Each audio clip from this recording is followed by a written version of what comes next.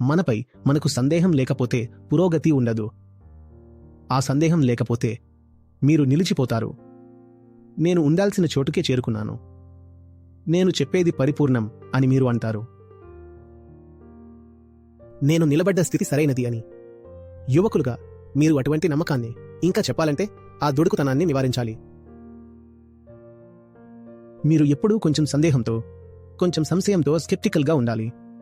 ముఖ్యంగా మీ విషయంలో.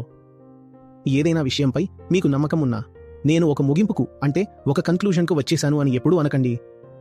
అది ఫ్రీ మైండ్ యొక్క లక్షణం కాదు.